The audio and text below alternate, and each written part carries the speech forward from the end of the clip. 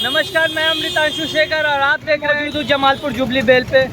और development of rural issues NGO द्वारा आक्रोश मार्च का आयोजन किया गया है। आइए जानते हैं, सचिव लवली यहाँ पे मौजूद हैं, वो इस आक्रोश मार्च का आयोजन किए हैं, क्या कहना है उनका। मैम, क्या कहना चाहेंगे आप? आज हमारे देश में बच्चियों के साथ जिस तरह से बलात्कार और निर्मम हत्या हो रही है, ये दिन प्रतिदिन बढ़ते जा रहा है। हमारे देश में बलात्कारियों के लिए फांसी के प्रावधान तो है, लेकिन वो प्रावधान मुझे नहीं लगता कि बहुत हद तक सक्सेस है। आज 24 साल में मात्र 5 लोगों को फांसी हुई है। मैं उन तमाम देशवासियों से अनुरोध करती हूँ कि अपनी बच्चियों पे ध्यान दें, चाहे वो स्कूल में हो, कॉलेज में हो या किसी पद पे हो, तो आप ये मत समझे कि वो सुरक्षित है। आज जिस तरह से कोलकाता में उस डॉक्टर के साथ निर्मम तरीके से जो घटनाएं घटित हुई है, वो सच में शर्मसार कर देने वाला है। मैं उन राक्षस प्रवृत्ति के लोग जो कैसी मानसिकता रखते हैं, ये सोचकर रूह कांप उठता है। आज पेरेंट्स सोचते हैं कि हम अपनी बच्ची को पढ़ा लिखा के डॉक्टर, इंजीनियर, पुलिस बनाएंगे, लेकिन इन सब के बावजूद आज बेटियां हमारी सुरक्षित नहीं हैं।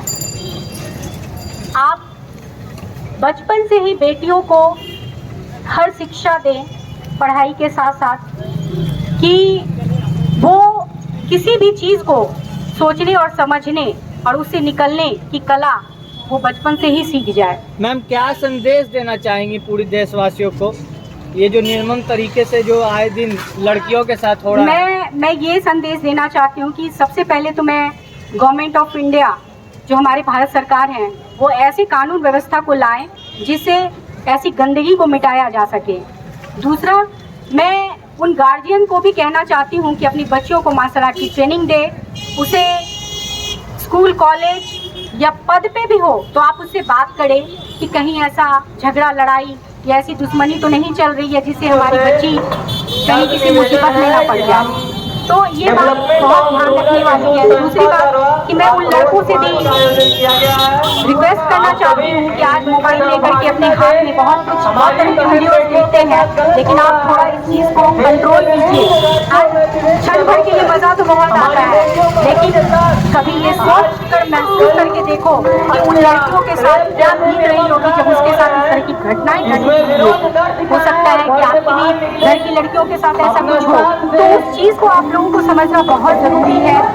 लड़के जो कहीं पे मैं देखती हूँ कि सिगरेट पीते हैं, खैनी खाते हैं, ताश खेलते हैं, नशा करते हैं, तो इन चीज़ों पर भी आपको कंट्रोल करना बहुत ज़रूरी है। पुलिस प्रशासन तो है ही, वो अपनी जो भी ड्यूटी है वो पूरी करते हैं, लेकिन आम लोगों की भी जिम्मेदारी होनी चाहिए कि ऐसे लोगों पर अंकुश लगाएं, उसे 2 थप्पड़ मार के हटाएं वहां से। और गार्जियन अपने बेटों पर भी ध्यान रखे कि वो मोबाइल लेकर के क्या करते हैं, किस तरह से इस्तेमाल करते हैं मोबाइल को, ये सोचना बहुत ज़रूरी है। कई बहनें भी मौजूद हैं, आइए हम बहनों से बात करते हैं और उनसे जानते हैं कि क्या आखिर ये देश में क्या चल रहा है और ये क्या मानसिकता रखते हैं ये तरह के लोग। बहन, क्या कहना चाहती हैं आप इस पर? कहना ये तो बहुत शर्म की बात है। कहना अब क्या, हम लोग को डर लगता है, बहुत ज़्यादा डर लगता है। स्कूल कॉलेज जाने में बहुत सारी चीज़ें हैं जो जिसको कि देख के चलना पड़ता है। हम लड़कियां पहले से ही इतना संघर्ष झेल के पढ़ाई लिखाई कर पाते हैं, इसके बावजूद भी हमारे पैरों में जंजीर बांध दिया जाए तो हम लोग कहाँ से अपना सपना पूरा कर पाएंगे। बहुत दिक्कत होता है जब घर से बाहर निकलते हैं, चौराहे पे जाते हैं, देह में कंपन उत्पन्न हो जाती है, जैसे दरिंदों को देखकर सोचते हैं कि क्यों हमारा भाई के जैसे सब कोई नहीं है, क्यों हम अपने ही गली, अपने ही घर, अपने ही मोहल्ले में सुरक्षित नहीं है। हो सकते हैं अगर हमारे आसपास के पुरुष जो हैं हमें भाई बहन की तरह माने, बेटी की तरह माने, ऐसा नहीं होता है। बहुत दिक्कत होती है हम लोगों को। तो आप देख सकते हैं कि हमारी बहनें कितने आहत हैं इस घटना से और इसका पुरजोर विरोध कर रही हैं। बहुत सारे लोग हैं, हमारे साथ एक भैया मौजूद हैं। भैया, आप क्या कहना चाहेंगे, ये जो इतना गलत हो रहा है हमारे देश में, तो कुछ आपका विचार जानना चाहेंगे कि आप क्या देशवासियों को संदेश देते हैं? देशवासियों को यही संदेश है कि उनके माता पिता जागरूक हो, पूरी तरह से जागरूक हो। बेटियां घर से जब बाहर निकलती है तो डर के साए में निकलती है। आप हमेशा उनका साथ दें। घर में कौन आदमी आता है जाता है, या फिर आपके रिश्तेदार हों या फिर जो कोई भी हो, उन पर निगाह रखिए, ध्यान रखिए कि वो आपके साथ, आपकी बच्चियों के साथ कुछ गलत तो नहीं कर रहे हैं। और इनका विरोध कीजिए, ये मत डरिए क्या समाज के लोग क्या कहेंगे। समाज में अंधे बहरे गूंगे सब लोग हैं, तो आप हिम्मत वाले हैं और आप जिंदा लोग हैं, तो जिंदा लोग विरोध करने का। क्या आपके भी घर में बहन बेटियां हैं ना, आपको भी डर लगता है ना कि कभी न कभी आपकी भी घर की बहन बेटियों के साथ गलत हो सकता है? जी बिल्कुल बिल्कुल। आप किस लिए यहाँ खड़े हैं? हम इसलिए खड़े हैं कि हमको समाज में सफाई करना है।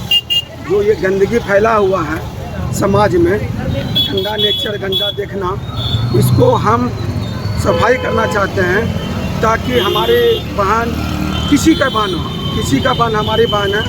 आज जो हमारे पास तो बहन नहीं है, लेकिन हमारे पास रक्षाबंधन में 100 बहन हमको राखी बांधती है। तो हम सब भाई का ये फर्ज बनता है कि अपनी बहन का सुरक्षा करें और करते रहेंगे। जय हिंद, जय भारत। चलिए, इसी के साथ मैं बड़ा दुखी हूँ कि आज ये देश में बुरी घटनाएं बढ़ गई हैं। फिर आपसे मिलेंगे, तब तक के लिए जय हिंद, जय भारत।